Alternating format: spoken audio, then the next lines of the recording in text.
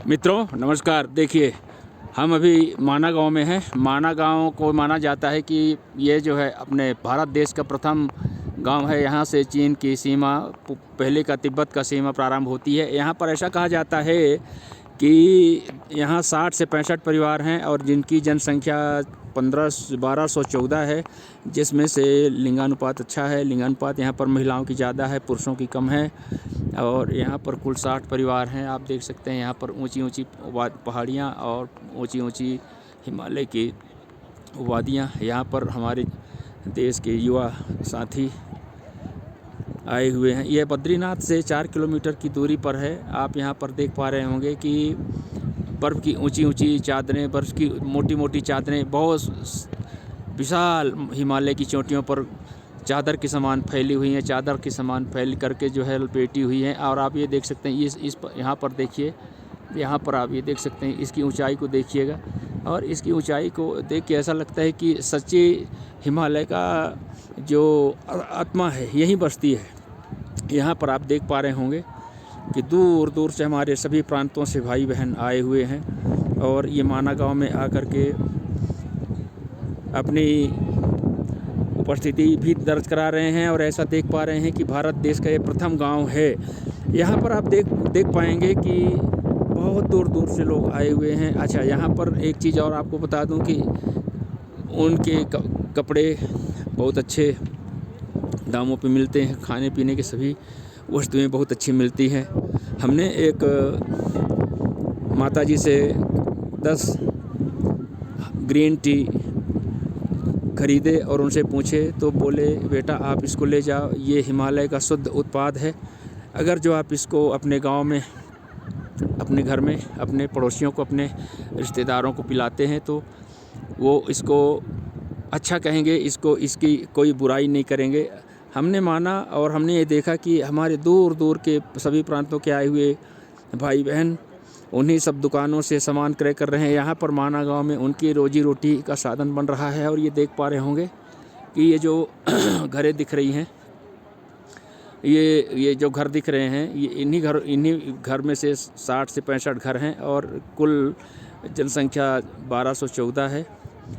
आप ये देखिए, बर्फ़ की मोटी चादरें, हिमालय की चोटियों में मोटी मोटी चादरें जो बादल पे छुई हुई हैं।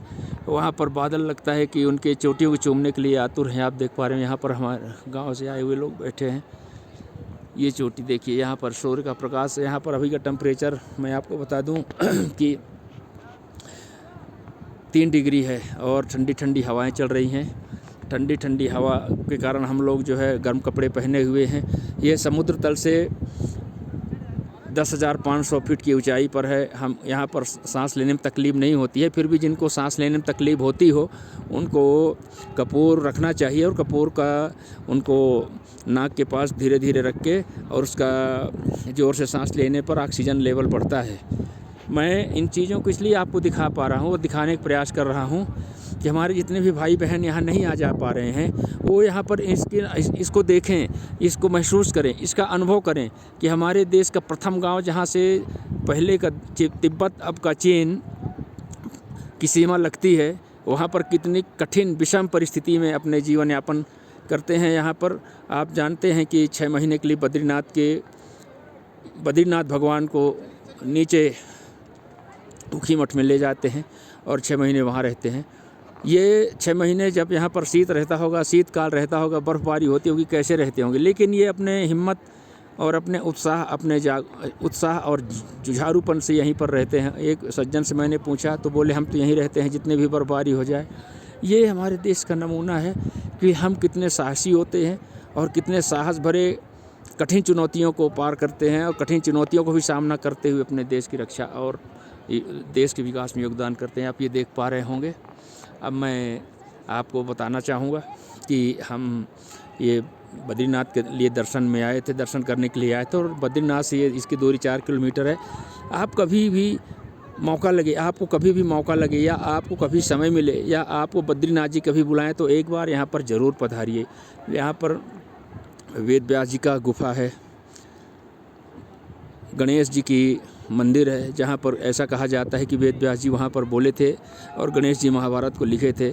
भीम पुल है जहाँ पर से कहा जाता है कि उसी पुल से पांचों पांडव और द्रौपदी साथ में स्वर्गारोहण के लिए प्रस्थान किए थे। ये जो आप देख पा रहे होंगे, मैं दिखाने का प्रयास कर रहा हूँ, थोड़ा इसको मैं बड़ा कर रहा हूँ, आप ये देखिएगा। ये जो गेट दिख रहा है, ये जो गेट दिख रहा है, यहीं से इसको स्वर्गारोहण का द्वार कहा जाता है। और ये जो पीले पीले कलर में मैं आपको दिखाने का प्रयास कर रहा हूँ, ये आप देखिएगा।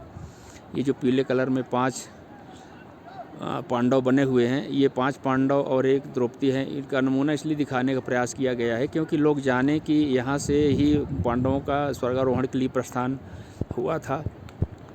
ये हमारे इतिहास, हमारे महाभारत काल की जीवंत नमूना का उदाहरण है। आप सब लोगों को मैं फिर से सादर अभिवादन करते हुए पुनः कहूँगा और अनुरोध करूँगा कि कभी मौका लगे तो ज़रूर बद्रीनाथ धाम दर्शन करने के लिए माना गाँव पधारिए। बहुत बहुत धन्यवाद।